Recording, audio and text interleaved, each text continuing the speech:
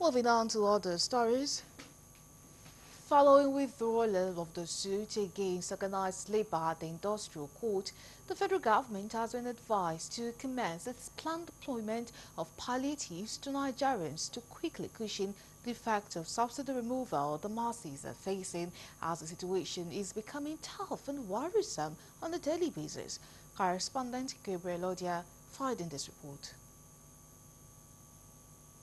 With the cheering news that the federal government has decided to withdraw litigation against the Labour for organizing nationwide protests despite warnings and court injunction, organized Labour saw this as an affront on the Nigerian people against their right and a policy which took a great toll on the people.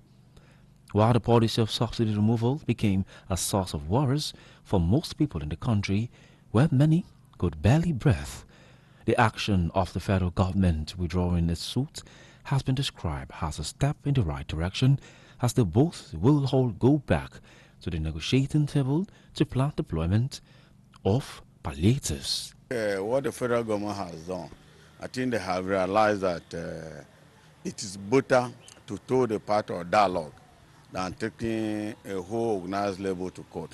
So I think by withdrawal of that suit,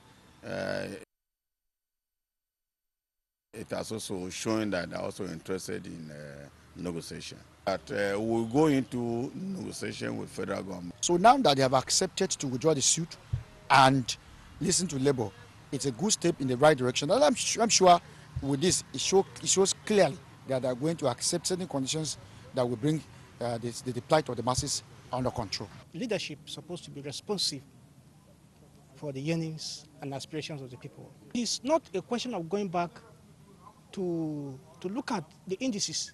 It's not a question of going back to renegotiate. All negotiations are ongoing.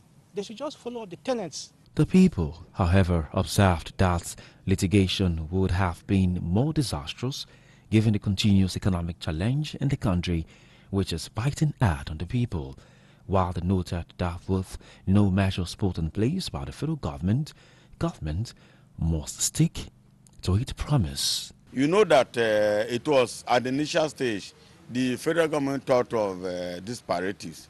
They thought of so many things, and you know it was not forthcoming. It was on that note that we say, even if the court say we cannot go on strike, let us also protest so that the whole world will know the maltreatment the federal government is doing to the labor force generally in the country. The government meant to in the first place. What Labour was asking for was not even too much. So I don't think they needed to have gone to court. They just needed to meet Labour, discuss, and ensure that they come to terms of agreement. Where Labour can also shift ground, they would have done so. Where government will shift ground, they would have done so, and come to equilibrium where they will find a common ground. Each time the federal government negotiate or go into negotiation with Labour, it is the federal government that renege on its promises. Yes. So it is not a matter of going back to starting afresh. There is already topic on the table for government to discuss. Government have made promises, have made a lot of promises to Labour. So it is better for you to follow up. Meanwhile, the state chairman of the Nigerian Labour Congress cautioned the federal government against taking hasty decisions, adding that NEC will determine when to suspend its planned labour protests. And without government, Labour cannot also operate very well. And you know, the moment you have taken Labour to court, you are causing anarchy. So I'm appealing to government that once there's an issue, Labour is raising a major issue, instead of going to court, they should follow the path of negotiation. That is my advice to government.